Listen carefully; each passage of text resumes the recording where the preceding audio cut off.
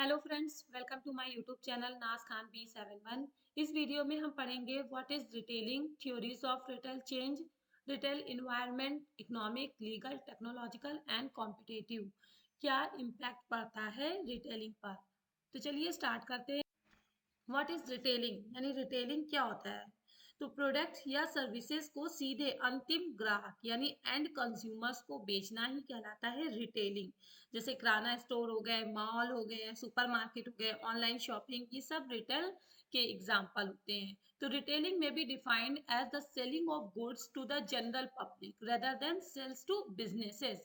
यहाँ पे बिजनेस के लिए सेल नहीं होता है, यहाँ पे एंड कंज्यूमर्स को प्रोडक्ट और सर्विसेज सेल की जाती हैं। Okay. Theories of retail change. Theories of retail change हमें बताता है कि एक बिजनेस समय के साथ साथ कैसे बदलता रहता है। इसी को कहते हैं थ्योरी ऑफ रिटेल चेंज, कि एक बिजनेस में टाइम के अकॉर्डिंग कैसे चेंजेस आती रहती है। इसी को कहते हैं theory of retail change. Okay. Next हम पढ़ते हैं theories of retail change. Retail change की कौन कौन सी थ्योरी दी गई है।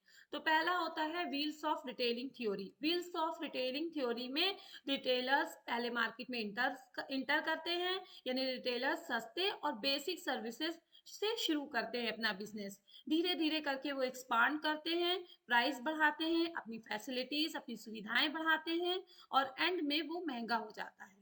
जिससे क्या होता है कि जो नए कॉम्पिटिटर्स हैं, नए रिटेलर्स हैं, वो लो कॉस्ट पे अपनी रिटेलर सर्विसेज प्रोवाइड करते हैं, अपने प्रोडक्ट्स इंट्रोड्यूस करते हैं मार्केट में, जिससे वो ग्रो करते हैं। नेक्स्ट है हमारा रिटेल लाइफ साइकिल थ्योरी। जैसे प्रोडक्ट की लाइफ साइकिल थ्योरी होती है, इंट्रोडक्शन पीरियड होता है, ग्रोथ पीरियड होता है, नेक्स्ट मैच्योरिटी पीरियड आता है, फिर लास्ट में डिक्लाइन आता है। वैसे ही retail cycle life cycle theory भी होती है कि पहले प्रोडक्ट मार्केट में इंट्रोड्यूस किया जाता है, फिर ग्रो करता है, फिर मेच्योरिटी पीरियड आता है, नेक्स्ट डिक्लाइन, यानी एक समय बाद वो डिक्लाइन करने लगता है, उसमें कमी आने लगती है। इसी को कहते हैं रिटेल लाइफ साइकिल थ्योरी। जैसे एक प्रोडक्ट की लाइफ साइकिल थ्योरी होती है, उसी तरह रिटेल लाइफ साइकिल थ्योरी है। नेक्स्ट है अकॉर्डियन थ्योरी। अकॉर्डियन थ्योरी का मतलब है, इस सिद्धांत को सबसे पहले होलैंडर ने दिया था। ये सिद्धांत बताता है कि रिटेल व्यवसाय समय के साथ दो कंडीशंस से गुजरता है। पहला होता है स्पेशलाइजेशन यानी विशेषीकरण, और दूसरा होता है जनरलाइजेशन, जिसे हम कहते हैं सामान्यीकरण।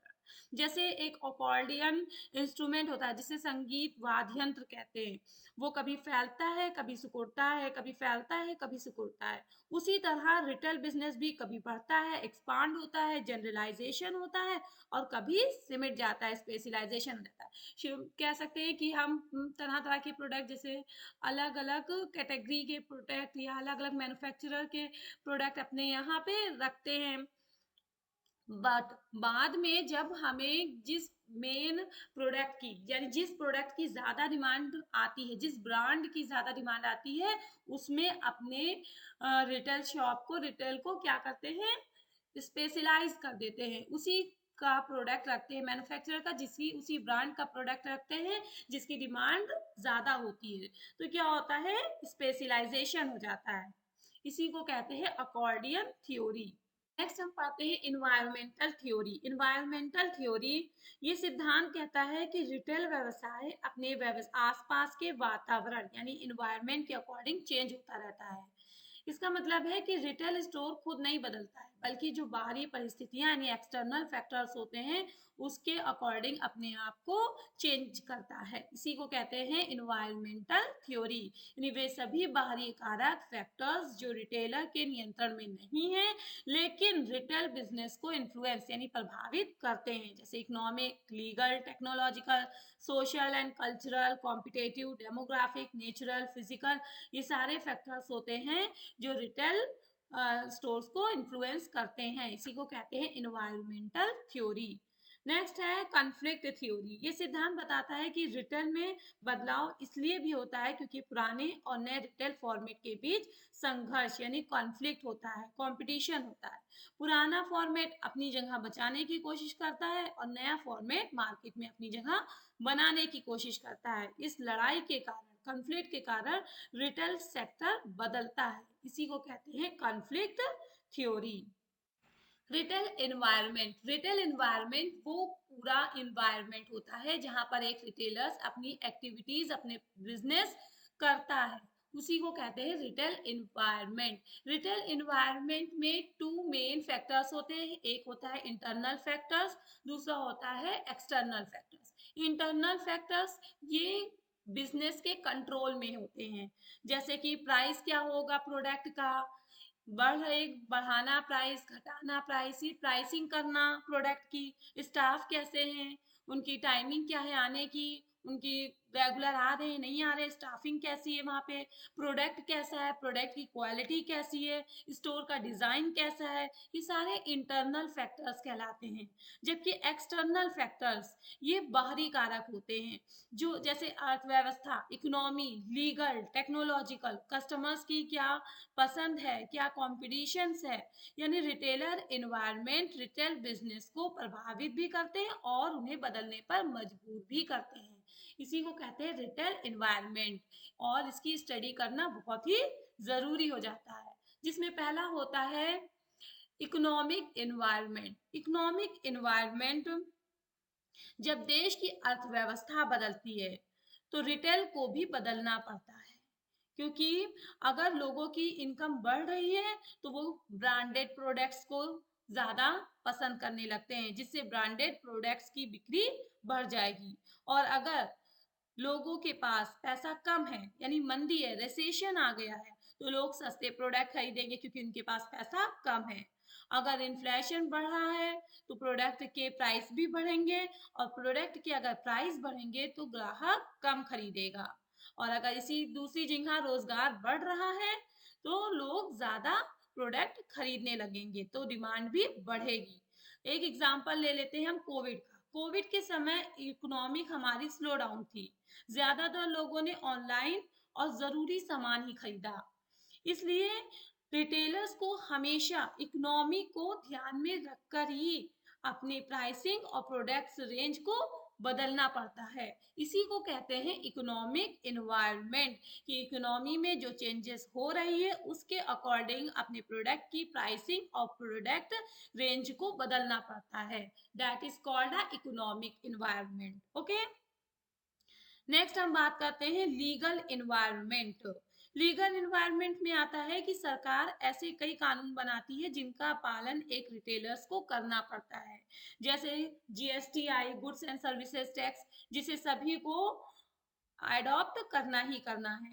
कंज्यूमर प्रोटेक्शन एक्ट आया है, ग्राहक की सुरक्षा के लिए उसको भी आपको फॉलो करना है। शॉप एंड एस्टेब्लिशमेंट एक्ट, ये दुकान के लिए जो नियम बनाए गए हैं। लेबर्स लॉ, एफडीआई की जो पॉलिसीज हैं, अगर रिटेलर्स इन जो लॉ हैं उनको फॉलो नहीं करेगा तो उसे फाइन या पेनाल्टी देनी पड़ेगी, या फिर यहाँ तक कि अपनी दुकान भी बंद करनी पड़ती है। इसलिए लीगल एनवायरनमेंट रिटेल को नियंत्रित करता है और नियमों के अनुसार काम करवाता है, कि जो भी गवर्नमेंट के रूल्स एंड रेगुलेशंस हैं उसके अकॉर्डिंग अपने आप को चेंज करिए और उसका पालन करिए। तो ये हो गया लीगल एनवायरनमेंट। नेक्स्ट हम बात करते हैं टेक्नोलॉजिकल एंड कॉम्पिटेटिव एनवायरनमेंट। आज के समय में रिटेल सबसे ज्यादा बदल रहा है, क्यों? टेक्नोलॉजी की वजह से।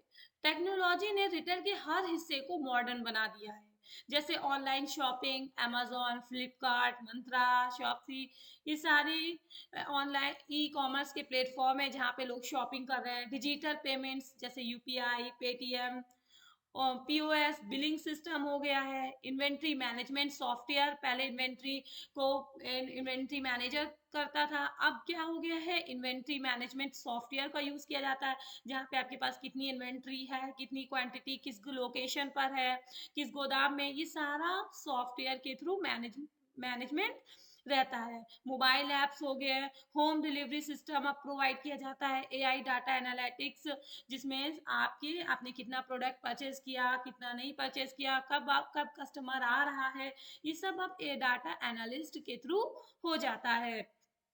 पहले लोग दुकान पर जाते थे, अब लोग मोबाइल से ऑर्डर करते हैं और सामान घर पर आ जाता है, होम डिलीवरी हो जाती है।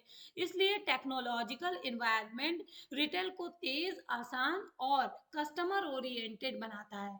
ओके, नेक्स्ट हम बात करते हैं टेक्नोलॉजिकल टेक्नोलॉजिकल के बाद कॉम्पिटेटिव एनवायरनमेंट, यानी कि रिटेल में सबसे बड़ा जो संघर्ष होता है वो कंपटीशन से होता है, प्रतिस्पर्धा से होता है।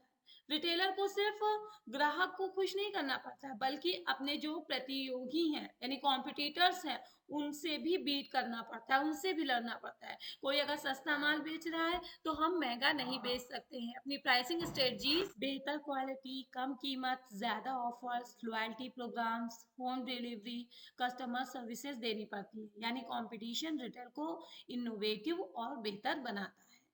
तो यहाँ तक हमने पढ़ा कि रिटेल इन्वायरमेंट क्या होता है और इकोनॉमिक, लीगल, टेक्नोलॉजिकल और कॉम्पिटिटिव फैक्टर्स रिटेल को कैसे इन्फ्लुएंस करते हैं, प्रभावित करते हैं। ये सभी फैक्टर्स होते हैं जो रिटेल सेक्टर्स को चेंज करते हैं यानी बदलते हैं, जिसकी वजह से रिटेल सेक्टर में बदलाव आता है। जो रिटेलर्स इन परिवर्तनों को, इन चेंजेस को अडॉप्ट कर लेता है, समझ लेता है, वो मार्केट में बना रहता है। और जो रिटेलर्स इसको अडॉप्ट नहीं कर पाते, इन चेंजेस को अडॉप्ट नहीं कर पाते हैं, वो फेल हो जाते हैं और बन जाते हैं। आप एक एग्जांपल ले सकते हैं नोकिया का। नोकिया की एक टाइम थी कि मोनोपोली थी, बट एट दिस टाइम जब 4G 5G आ गया है तो नोकिया फेल हो गया है। तो ये था कि हमें अपने इन्वायरमेंट के अकॉर्डिंग चेंज होना पड़ता है।